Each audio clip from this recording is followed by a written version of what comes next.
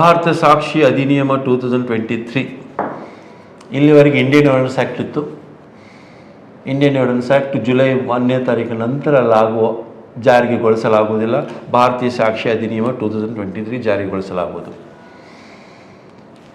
ಈ 3 ಆ್ಯಕ್ಟ್ನಲ್ಲಿ CRPC, evidence act, IPC ಬದಲಾಗಿದೆ. ಕೆಲವೊಂದು ಸೆಕ್ಷನ್ಗಳು ಬದಲಾಗಿದೆ, ರಿಆರ್ಗನೈಸೇಷನ್ ಇದೆ, ಹೊಸ ಅಫೆನ್ಸ್ಗಳನ್ನು ಆ್ಯಡ್ ಮಾಡಿದ್ದಾರೆ, ಕೆಲವೊಂದು ಅಫೆನ್ಸ್ಗಳನ್ನು ಡಿಲೀಟ್ ಆಗಿದ್ದಾವೆ. CRPC ಕೆಲವೊಂದು ಬದಲಾವಣೆ ಆಗಿದೆ, ಒಪ್ಪುತ್ತೀನಿ. ಆದರೆ evidence act, Indian evidence act ಇದರಲ್ಲಿ ಯಾವುದೇ ಬದಲಾವಣೆ ಆಗಿಲ್ಲ. ಸೊ ಮೊದಲಿನ ಆ್ಯಕ್ಟ್ನಲ್ಲಿ, ಎವಿಡೆನ್ಸ್ ಆ್ಯಕ್ಟ್ದಲ್ಲಿ 167 ಸೆಕ್ಷನ್ ಇದ್ದು. ಈ ಹೊಸ ಆ್ಯಕ್ಟ್ನಲ್ಲಿ 171 ಸೆಕ್ಷನ್ಗಳಿದ್ದಾವೆ, 170 ಸೆಕ್ಷನ್ ಇದ್ದಾವೆ, 170 ಸೆಕ್ಷನ್ಸ್ ಇದ್ದಾವೆ. ಸೊ ಹೀಗಾಗಿ ಇದರಲ್ಲಿ ಯಾವುದೇ ಮಾತ್ರ ಬದಲಾವಣೆ ಆಗಿಲ್ಲ. ಏನೇ ಬದಲಾವಣೆ ಆಗಿದ್ದರೂ ನಂಬರ್ಸ್ಗಳು ಬದಲಾವಣೆ ಆಗಿದೆ. Here and there some sections are reorganised, restructured ಅಷ್ಟೇ. ಅದರ ಹೊರತಾಗಿ ಮತ್ತೇನೂ ಆಗಿಲ್ಲ. ಕೆಲವೊಂದು ಸೆಕ್ಷನ್ಗಳು ಡಿಲೀಟ್ ಆಗಿದೆ. ಏನಂತಂತಂದರೆ ಈ ಬ್ರಿಟಿಷ್ ಪಾರ್ಲಿಮೆಂಟು ಬ್ರಿಟಿಷರ ಕಾನೂನಿನ ಬಗ್ಗೆ ಕೆಲವೊಂದು ಪ್ರಿಸಂಪ್ಷನು ಜುಡಿಷಿಯಲ್ ನಾವು ನೋಟಿಸ್ ತೊಗೋತಿದ್ದೀವಿ. ಗೆಜೆಟ್ಗಳ ನೋಟಿಫಿಕೇಷನ್ ಬಗ್ಗೆ ನಾವು ಜುಡಿಷಿಯಲ್ ನೋಟಿಸ್ ತೊಗೋತಿದ್ದೀವಿ, ಅವ್ರನ್ನ ತೆಗೆದು ಹಾಕಿದ್ದಾರೆ. ಕೆಲವೊಂದು ಇಲಿಸ್ಟ್ರೇಷನ್ದಲ್ಲಿ ಏನಾಗ್ತಿತ್ತು, ಭಾರತಕ್ಕಿಂತ ಮೊದಲು ಪ್ರದೇಶಗಳನ್ನು ಹೆಸರುಗಳನ್ನು ಇಲ್ಲಿ ತಗೊಂಡಿದ್ದರು, ಆ ಎಲ್ಲ ಹೆಸರುಗಳನ್ನು ತೆಗೆದುಕೊಂಡಿದ್ದಾರೆ. For example section 11 Indian evidence ಆ್ಯಕ್ಟ್ದಲ್ಲಿ ಒಂದು ಹೆಸರು ತೊಗೊಂಡಿದ್ದಾರೆ. ಏನು, ಮರ್ಡರ್ ಕಲ್ಕತ್ತಾದಲ್ಲಿ ನಡೆಯುತ್ತೆ, ಆ ವ್ಯಕ್ತಿ ಲಾಹೋರ್ದಲ್ಲಿದ್ದಾನೆ, ಮರ್ಡರ್ ದಿವಸ ನಡೆದಾಗ ಈ ಇಲಿಸ್ಟ್ರೇಷನ್ ತೊಗೊಂಡಿದ್ರು. ಈ ಲಾಹೋರ್ ಹೆಸರುಗಳನ್ನು, ಇವನ್ನೆಲ್ಲ ಹೊರ ದೇಶದ ಹೆಸರುಗಳನ್ನು ತೆಗೆದುಬಿಟ್ಟಿದ್ದಾರೆ. ಈಗ ಭಾರತದಲ್ಲಿ ಏನಿದೆ ಆ ಹೆಸರುಗಳನ್ನು ಮಾತ್ರ ತೆಗೆದುಕೊಂಡಿದ್ದಾರೆ. ಸೊ ಇದು ಒಂದು ಬದಲಾವಣೆ ಆಗಿದ್ದು. ಈ 2-3 ಸೆಕ್ಷನಲ್ಲಿ ಮಾತ್ರ ಬದಲಾವಣೆ ಆಗಿದೆ. ಇನ್ನೊಂದು ಬದಲಾವಣೆ ಏನಾಗಿದೆ ಅಂದರೆ ಇಲೆಕ್ಟ್ರಾನಿಕ್ಸ್ ಗೂಡ್ಸು ಇಲೆಕ್ಟ್ರಾನಿಕ್ ಗೆಜೆಟ್ಸು. ಸೊ ಈ ಇಲೆಕ್ಟ್ರಾನಿಕ್ ಗೆಜೆಟ್ಸಲ್ಲಿ ಏನು ಡಾಕ್ಯುಮೆಂಟ್ಸ್ಗಳಿದ್ದಾವೆ ಅದನ್ನು ಎವಿಡೆನ್ಸ್ ಪರ್ಮಿಸಬಲ್ ಆಗಿದ್ದಾವೆ ಈಗ. ಸೊ ಇಲೆಕ್ಟ್ರಾನಿಕ್ಸ್ ಎವಿಡೆನ್ಸ್ ಈಸ್ ನಾವು ಪರ್ಮಿಸಬಲ್. ಆಮೇಲೆ ಇನ್ನೊಂದು ಏನು ಬದಲಾವಣೆ ಆಗಿದೆ ಅಂತಂದರೆ ಎವಿಡೆನ್ಸ್ನಲ್ಲಿ ಡಾಕ್ಯುಮೆಂಟ್ಸ್ ಡೆಫಿನೇಷನ್ದಲ್ಲಿ ಬದಲಾವಣೆ ಆಗಿದೆ. ಡಾಕ್ಯುಮೆಂಟ್ದಲ್ಲಿ ಎನಿಥಿಂಗ್ ಇಸ್ ರೆಕಾರ್ಡ್ ಮೊದಲು ರೆಕಾರ್ಡಲ್ಲಿ ಇದ್ದಿದ್ದಿಲ್ಲ. ಈಗ ಅದನ್ನು ಸ್ಪಷ್ಟವಾಗಿ ಸೇರಿಸಲಾಗಿದೆ. ಇದೊಂದು ಬದಲಾವಣೆ ಆಗಿದೆ. ಇನ್ನೊಂದು ಬದಲಾವಣೆ, ಮುಖ್ಯವಾಗಿ ಬದಲಾವಣೆ ಆಗಿದೆ ಏನಂತಂದರೆ ಕನ್ಫೆಷನ್ ಬಗ್ಗೆ. ಕನ್ಫೆಷನ್ ಮೊದಲಿನ ಸೆಕ್ಷನ್ದಲ್ಲಿ 24, 25, 26, 27 ಸೆಕ್ಷನ್ ಇದ್ದು. ಆ 27 was exceptions to remaining section ಇತ್ತು. ಈಗ ಅದನ್ನು ಏನು ಮಾಡಿದ್ದಾರೆ, ಈ ಸೆಕ್ಷನ್ 22ದಲ್ಲಿ ಅದನ್ನು ತಂದು ಬಿಟ್ಟಿದ್ದಾರೆ. ಅದು ರಿಆರ್ಗನೈಸೇಷನ್, ಅದನ್ನು ಎರಡನೇ ಸೆಕ್ಷನ್ದಲ್ಲಿ ತಂದಿದ್ದಾರೆ. ಸೊ ಈಗ ಕನ್ಫೆಷನ್ದಲ್ಲಿ ಸ್ವಲ್ಪ ಗೊಂದಲ ಇತ್ತು, ಆ ಗೊಂದಲವನ್ನು ಈ ಹೊಸ ಆ್ಯಕ್ಟ್ನಲ್ಲಿ ನಿವಾರಿಸಿದ್ದಾರೆ. ಮತ್ತು ಇನ್ನೊಂದು section primary evidences, secondary evidences ಇತ್ತು. ಸೆಕ್ಷನ್ 60, 61, 62, 63, 64, 65 ಈ 4-5 ಸೆಕ್ಷನು ಪ್ರೈಮರಿ ಸೆಕೆಂಡ್ರಿ ಎವಿಡೆನ್ಸಸ್ ಬಗ್ಗೆ ಡೀಲ್ ಮಾಡ್ತಿತ್ತು. ಈಗ ಏನು ಮಾಡಿದೆ ಅಂತಂದರೆ ಸ್ವಲ್ಪ ಸೆಕೆಂಡ್ರಿ ಎವಿಡೆನ್ಸಸ್ ಡೆಫಿನೇಷನ್ ಎಕ್ಸ್ಪ್ಯಾಂಡ್ ಮಾಡಿದ್ದಾರೆ. ಆಮೇಲೆ circumstances and which secondary evidence could be given ಅದನ್ನು ಸ್ವಲ್ಪ ಎಕ್ಸ್ಪ್ಯಾಂಡ್ ಮಾಡಿದ್ದಾರೆ. ಸೊ ಈ ಬದಲಾವಣೆ ಆಗಿದೆ. ಇನ್ನೊಂದು ಬದಲಾವಣೆ ಏನಾಗಿದೆ ಅಂದರೆ ಸೆಕ್ಷನ್ 45 ಎಕ್ಸ್ಪರ್ಟ್ಸ್ ಒಪಿನಿಯನ್ ಕೊಡ್ತಿದ್ರು. ಆ ಎಕ್ಸ್ಪರ್ಟ್ಸ್ ಒಪಿನಿಯನ್ನಲ್ಲಿ ಮ್ಯಾಟ್ರಸ್ಗಳು ಭಾಳ ಕೊಡ್ತಿದ್ರು. ಈಗ ಎನಿ ಅದರ್ ಮ್ಯಾಟ್ರಸ್ ಅನ್ನೋ ಶಬ್ದ ಕೂಡಿಸಿ ಅದರ ಅರ್ಥ, ಅದರ ಸ್ಕೋಪನ್ನು ಹೆಚ್ಚು ಮಾಡಿದ್ದಾರೆ. ಸೊ ಇದನ್ನು ಬಿಟ್ಟರೆ ಎವಿಡೆನ್ಸ್ ಆ್ಯಕ್ಟ್ದಲ್ಲಿ, ಹೊಸ ಎವಿಡೆನ್ಸ್ ಆ್ಯಕ್ಟ್ದಲ್ಲಿ ಭಾರತೀಯ ಸಾಕ್ಷಿ ಅಧಿನಿಯಮ 2020 ಹೆಚ್ಚಿನ ಬದಲಾವಣೆ ಆಗಿಲ್ಲ. ಸೊ ಮೂಲ ಭಾರತೀಯ ಸಾಕ್ಷಿ ಅಧಿನಿಯಮ 2023 ಮೂಲ ಏನಿದೆ ಇಂಡಿಯನ್ ಎವಿಡೆನ್ಸ್ ಆ್ಯಕ್ಟ್ ಮೂಲ ಪ್ರತಿಯನ್ನೇ ವರ್ಬೆಟಿಕಲ್ ಟು ವರ್ಬೆಟಿಕಲ್ಲೇ ಇಟ್ಕೊಂಡಿದ್ದಾರೆ. ಕೆಲವೊಂದು ಸೆಕ್ಷನ್ಗಳಲ್ಲಿ ಹೆಸರು ಬದಲಾವಣೆ ಆಗಿದೆ, ನಂಬರ್ ಚೇಂಜ್ ಆಗಿದೆ. ಇದನ್ನು ಬಿಟ್ಟರೆ ಮತ್ತೇನೂ ಬದಲಾವಣೆ ಆಗಿಲ್ಲ. ಇದು ಇಂಡಿಯನ್ ಎವಿಡೆನ್ಸ್ ಭಾರತೀಯ ಸಾಕ್ಷಿ ಅಧಿನಿಯಮದ ಡೆತ್ತು. ದೇರ್ ಆರ್ ಮೂರು ಪ್ರಕಾರ ಡೆತ್ ಬಗ್ಗೆ ಮಾತಾಡ್ತೀವಿ IPCಯಲ್ಲಿ, ಭಾರತ ನ್ಯಾಯ ಸಂಹಿತೆಯಲ್ಲಿ ಅಥವಾ ಇಂಡಿಯನ್ ಪೆನಲ್ ಕೋಡ್ದಲ್ಲಿ. ಇಂಡಿಯನ್ ಪೆನಲ್ ಕೋಡ್ದಲ್ಲಿ ಕಲ್ಪೇಬಲ್ ಹೋಮಿಸೈಡ್ 299 ಇತ್ತು, ಮರ್ಡರ್ 300 ಇತ್ತು. So murder is a punishable under 302 ಇತ್ತು, 299 ಇಸ್ ಅ ಪನಿಷಬಲ್ ಅಂಡರ್ 304 ಇತ್ತು. ಆ್ಯಂಡ್ ಮರ್ಡರ್ಗೆ 5 ಎಕ್ಸೆಪ್ಷನ್ ಇತ್ತು. Culpable homicide doesn't amounts to murder ಇತ್ತು. ಅದೇ ಥರ ಅದೇ ಸ್ಟ್ರಕ್ಚರನ್ನು ಹೊಸ ಕಾನೂನಲ್ಲಿ ಇಟ್ಕೊಂಡಿದ್ದಾರೆ. ಇಷ್ಟೇ ಸೆಕ್ಷನ್ ನಂಬರ್ಗಳು ಬದಲಾಗಿದ್ದಾವೆ. ಸೊ ಸೆಕ್ಷನ್ಗಳನ್ನು ಹೇಳೋದಂದರೆ 100ನೇ ಸೆಕ್ಷನ್ ಹೊಸ ಕಾನೂನಲ್ಲಿ section 100 talks about culpable homicide, section 101 talks about the murder and punishment provisions ನೋಡಿದರೆ ಅದಕ್ಕೆ 101 ಮತ್ತೆ 5 ಎಕ್ಸೆಪ್ಷನ್ಸ್ ಇದ್ದಾವೆ. ಆಮೇಲೆ ಪನಿಷ್ಮೆಂಟ್ ಮರ್ಡರ್ ನೋಡಿದರೆ 103 talks about the punishment for a murder. So punishment for a murder either life imprisonment or death sentence. ಮೊದಲೇ 103 has a 2 clause, sub clause 1, sub clause 2. Sub clause 1ದಲ್ಲಿ ಏನು ಹೇಳುತ್ತಂತಂದರೆ any person causes a murder he will be punished either death imprisonment, death or imprisonment. ಹೊಸದಾಗಿ ಒಂದು section add ಆಗಿದೆ. ಏನು add ಆಗಿದೆ ಅಂದರೆ when the group of 5 persons acting under a plan commits a murder on the ground, ಒಂದೇ ಒಂದು ಕಾರಣ ಮೇಲೆ, ರೇಸ್ ಮೇಲೆ, ಕಾಸ್ಟ್ ಮೇಲೆ, ಕಮ್ಯುನಿಟಿ ಮೇಲೆ, ಸೆಕ್ಸ್ ಮೇಲೆ, ಪ್ಲೇಸ್ ಆಫ್ ಬರ್ತ್ ಮೇಲೆ, ಲ್ಯಾಂಗ್ವೇಜ್ ಮೇಲೆ, ಈ ಒಂದು ಆಧಾರದ ಮೇಲೆ 5 ಮಂದಿ ಗ್ರೂಪ್ ಮಾಡಿ ಆ ವ್ಯಕ್ತಿಯನ್ನು ಕೊಂದರೆ ಅದಕ್ಕೆ ಪನಿಷ್ಮೆಂಟ್ ಏನಂತಂತಂದರೆ ಡೆತ್ ಆರ್ ಇಂಪ್ರಿಸನ್ಮೆಂಟ್. ಸೊ ಈ ಗ್ರೂಪ್ನಲ್ಲಿ ಎಲ್ಲರಿಗೂ ಪನಿಷ್ಮೆಂಟ್ ಆಗತ್ತೆ. ಇದು ತರಲಿಕ್ಕೆ ಒಂದೇ ಒಂದು ಕಾರಣ ಅಂದರೆ ಈಗ ನಾವು ಮೊಬೈಲ್ ಲಿಂಚಿಂಗ್ ಅಂತೀವಿ. ಗುಂಪಿನಲ್ಲಿ ಅವರೇ ಅಪರಾಧಿಗಳು, ಅವರೇ ಜನರು ಒಂದು ಮೋಬದಲ್ಲಿ ಕಾನೂನು ತಮ್ಮ ಕೈಲಿ ತೆಗೆದುಕೊಂಡು ಅವನು ಹತ್ಯೆ ಮಾಡಿದರೆ ಆ ಥರ ಒಂದು ಕಡಿಮೆ ಮಾಡಲಿಕ್ಕೆ ಈ ಒಂದು ಸೆಕ್ಷನನ್ನು ಆ್ಯಡ್ ಮಾಡಿದ್ದಾರೆ.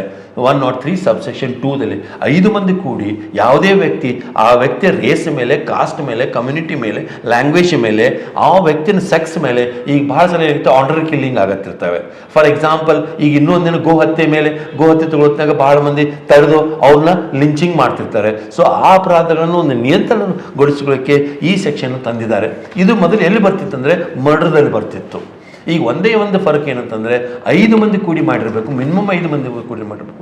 ಆ 5 ಮಂದಿಲಿ ಒಬ್ಬನೇ ಮಾಡಿದ್ರು ಸದ್ಯಕ್ಕೆ ಆ ಉಳ್ಕಿದ 5 ಮಂದಿನೂ ಈ ಸೆಕ್ಷನ್ನ ಇಳಿಸ್ತಾರೆ. ಇದು ಒಂದು. ಇನ್ನೊಂದು ಕಾಂಟ್ರವರ್ಷಿಯಲ್ ಸೆಕ್ಷನ್ ಬಂದಿದ್ದಂದರೆ ಸೆಕ್ಷನ್ 104 ಹೊಸ ಸೆಕ್ಷನ್ ಆ್ಯಡ್ ಮಾಡಿದ್ದಾರೆ ಭಾರತೀಯ ನ್ಯಾಯ ಸಂಹಿತೆಯಲ್ಲಿ. ಇದು ಏನು ಹೇಳ್ತಂದರೆ ಯಾವುದೇ ವ್ಯಕ್ತಿ ಈಗಾಗಲೇ ಕೊಲೆ ಮಾಡಿದ್ದಾನೆ, ಆಮೇಲೆ ಅವನ ಮೇಲೆ ಲೈಫ್ ಇಂಪ್ರಿಸನ್ಮೆಂಟ್ ಇದೆ, ಈಗಾಗಲೇ ಲೈಫ್ ಇಂಪ್ರಿಸನ್ಮೆಂಟ್ ಕನ್ವಿಕ್ಷನ್ಸಲ್ಲಿ ಹೋಗ್ತಾ ಇದ್ದಾನೆ. ಆ ವೇಳೆಯಲ್ಲಿ ಒಂದು ವೇಳೆ ಇನ್ನೊಂದು ಮರ್ಡರ್ ಮಾಡಿದರೆ ಆ ವ್ಯಕ್ತಿಗೆ ಏನು ಪನಿಷ್ಮೆಂಟ್ ಕೊಡ್ತಾರಂತಂದರೆ life imprisonment to death. Life imprisonment ಅಂದರೆ ಜೀವ ಹೋಗುವವರೆಗೆ. ಇದು ಮೊದಲು ಸೆಕ್ಷನ್ 303 ಇಂಡಿಯನ್ ಪಿನಲ್ ಕೋಡ್ದಲ್ಲಿ ಇತ್ತು. ಅದನ್ನು ಸುಪ್ರೀಂ ಕೋರ್ಟ್ದವ್ರು ಡೌನ್ ಮಾಡಿದ್ರು. ಯಾಕೆ ಸ್ಟ್ರಕ್ ಡೌನ್ ಮಾಡಿದ್ರು ಅಂತಂದರೆ ಈಗ ಲೈಫ್ ಕನ್ವಿಕ್ಟ್ ಆದ ವ್ಯಕ್ತಿ ಕೊಲೆ ಮಾಡಿದರೆ ಕೊಲೆ ಯಾವ ಸಂದರ್ಭದಲ್ಲಿ ಮಾಡಿದ್ದಾನೆ, ಹೇಗೆ ಮಾಡಿದ ಅವನು ಗಣನೆಗೆ ತೆಗೆದುಕೊಳ್ಳದೆ ಅವನಿಗೆ ಮತ್ತೆ ಲೈಫ್ ಇಂಪ್ರಿಸನ್ಮೆಂಟ್ ಶಿಕ್ಷೆ ಕೊಡೋದು ತಪ್ಪಾಗತ್ತೆ. ನಿಮಗೆ ಒಂದೇ ಒಂದು ಎಕ್ಸಾಂಪಲ್ ಕೊಡ್ತೀನಿ. ಈಗಾಗಲೇ ಅವನು ಕೊಲೆ ಮಾಡಿದ್ದಾನೆ, ಲೈಫ್ ಇಂಪ್ರಿಸನ್ಮೆಂಟ್ ಇದ್ದಾನೆ, ಪರೋಲ್ ಮೇಲೆ ಬಂದಿದ್ದಾನೆ. ಪರೋಲ್ ಮೇಲೆ ಬಿಡುಗಡೆ ಒಂದು 15 ದಿವಸ 20 ದಿವಸ ಪರೋಲ್ ಮೇಲೆ ಬಂದಿದ್ದಾನೆ, ಬಿಡುಗಡೆ ಬಂದಿದ್ದಾನೆ.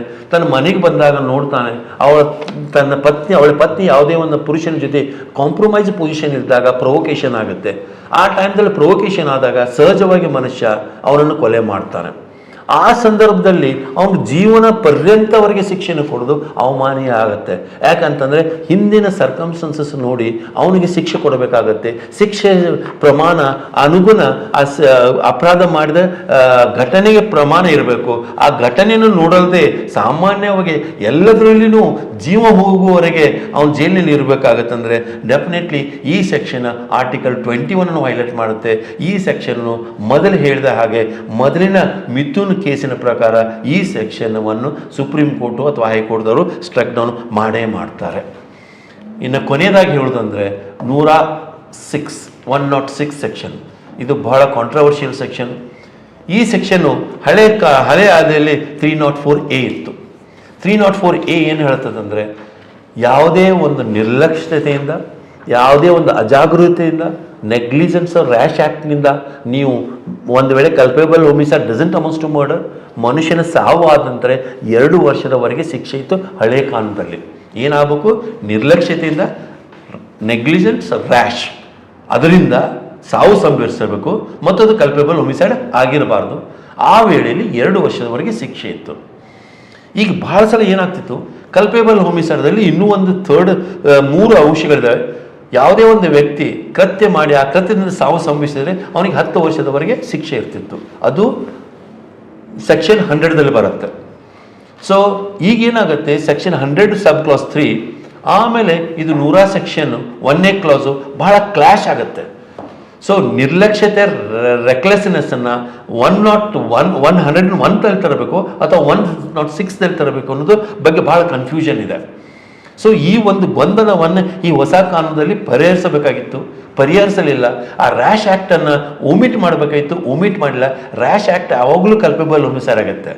ಸೊ ಹೀಗಾಗಿ ಫಾರ್ ಎಕ್ಸಾಂಪಲ್ ಈಗೇನು ಪುನಾದಲ್ಲಿ ಆಗಿದ್ದು ಕೇಸ್ ಇದೆ, ಆ ಒಂದು ಬಾಲಕ 17 ವರ್ಷದ ಬಾಲಕ ಅಥವಾ ಉದ್ಯಮಿಯ ಮಗ ಕುಡಿದು ಗಾಡಿ ಹೊಡಿತಿದ್ದಾನೆ 150-160 ಸ್ಪೀಡ್ನಲ್ಲಿ, ಅದು ಯೂಸಲಿ ಕಲ್ಪೇಬಲ್ ಹೊಮಿಸೈಡ್ದಲ್ಲೇ ಬರಬೇಕು. ಬಟ್ ಏನಾಗಿದೆ ಅಂತಂದರೆ ಅದನ್ನು ಯಾವಾಗಲೂ ನಿರ್ಲಕ್ಷ್ಯತೆಯಲ್ಲಿ ತರ್ತಾರೆ. ಯಾಕಂದರೆ ಅದರಲ್ಲಿ ಪನಿಷ್ಮೆಂಟ್ 2 ವರ್ಷ ಇದೆ ಹಳೆ ಕಾನೂನಲ್ಲಿ, ಹೊಸ ಕಾನೂನಲ್ಲಿ 5 ವರ್ಷ ಮಾಡಿದ್ದಾರೆ. ಸೊ ಈಗೇನಾಗ್ತಿದೆ ಅಂತಂದರೆ ಇಲ್ಲಿ ಸ್ಪಷ್ಟತೆ ಇಲ್ಲ. ಸ್ಪಷ್ಟತೆ ಬರಬೇಕಾಗಿತ್ತಂದರೆ ಕೇವಲ ನೆಗ್ಲಿಜೆನ್ಸು ಅನ್ನೋ ಶಬ್ದವನ್ನು ಮಾತ್ರ ಯೂಸ್ ಮಾಡಿ ರ್ಯಾಶ್ ಅನ್ನೋ ಶಬ್ದವನ್ನು ಕಲ್ಪೇಬಲ್ ಹೊಮಿಸೈಡ್ದಲ್ಲಿ ಕುಡಿಸಿದ್ರೆ ಒಂದು ಸ್ಪಷ್ಟತೆ ಬರ್ತಿತ್ತು. ಸೊ ಈ ರ್ಯಾಶ್ ಅನ್ನೋ ವರ್ಡನ್ನ ಮತ್ತೆ ಯಥಾ ಪ್ರಕಾರ ಈ 106ದಲ್ಲಿ ಉಳಿಸೋದ್ರಿಂದ ಇದು ಜಡ್ಜಿಗೆ ಭಾಳ ಡಿಸ್ಕ್ರಿಷನರಿ ಪವರ್ ಕೊಡುತ್ತೆ. ಏನು ನೆಗ್ಲಿಜೆನ್ಸ್ ಡೆತ್ ಆಗಿದ್ದಾಗ ಏನು 106 ಹೊಸ ಕಾನೂನು ಪ್ರಕಾರ 106ದಲ್ಲಿ ತರಬೇಕು ಅಥವಾ 101 ತರಬೇಕು. 106ದಲ್ಲಿ 5 ವರ್ಷ ಪನಿಷ್ಮೆಂಟ್ ಆಗುತ್ತೆ, 101ದಲ್ಲಿ ತಂದರೆ 10 ವರ್ಷದ ಪನಿಷ್ಮೆಂಟ್ ಆಗುತ್ತೆ. ನನಗೆ ತಿಳಿದ ಪ್ರಕಾರ ಈ ರ್ಯಾಶ್ ಅನ್ನೋ ಶಬ್ದ 101ದಲ್ಲೇ ಬರಬೇಕಾಗಿತ್ತು, ಕಲ್ಪೇಬಲ್ ಹೊಮಿಸೈಡ್ದಲ್ಲೇ ಬರಬೇಕಿತ್ತು. ಯಾರು ಅತಿಯಾಗಿ ಕುಡಿದು ಗಾಡಿ ಓಡಿಸ್ತಾರೆ ಅದು ನೆಗ್ಲಿಜೆನ್ಸ್ ಅಲ್ಲಿ ಬರಬಾರ್ದು, ಅದು 101ದಲ್ಲಿ ಬಂದು ಕಲ್ಪೇಬಲ್ ಹೊಮಿಸೈಡ್ದಲ್ಲೇ ಬರಬೇಕಾಗಿತ್ತು. ಇದು ಒಂದು ನಮ್ಮ ಹೊಸ ಕಾನೂನು ಡ್ರಾಫ್ಟ್ ಮಾಡಿದ ಮುಖ್ಯ ದೋಷ. ಇದು ಒಂದು ಸ್ಪಷ್ಟತೆ ತರಬೇಕಾಗಿತ್ತು. ಮತ್ತೆ ಇಲ್ಲಿ ಗೊಂದಲ, ಮತ್ತೆ ಅಸ್ಪಷ್ಟತೆ ಕೊಟ್ಟಿದ್ದಾರೆ, ಮತ್ತೆ ಜಡ್ಜಸ್ಗಳು ಡಿಸ್ಕ್ರಿಷನರಿ ಪವರ್ ಕೊಟ್ಟಿದ್ದಾರೆ. ನಿಮಗೆ ಗೊತ್ತು, ಜಡ್ಜಸ್ಗಳು ಡಿಸ್ಕ್ರಿಷನರಿ ಪವರನ್ನು ಆಬ್ಜೆಕ್ಟಿವ್ ಆಗಿ ಯೂಸ್ ಮಾಡಲ್ಲ, ಸಬ್ಜೆಕ್ಟಿವ್ ಯೂಸ್ ಮಾಡ್ತಾರೆ. ಸೊ ಹಿಂಗಾಗಿ ಕೆಲವೊಂದು ಸಲ ವಿಕ್ಟಿಮ್ಗೆ ಈ ಸೆಕ್ಷನ್ದೊಳಗೆ ಅನ್ಯಾಯ ಆಗತ್ತೆ ಅಥವಾ ಅಕ್ಯೂಸ್ಡ್ಗೂ ಅನ್ಯಾಯ ಆಗತ್ತೆ.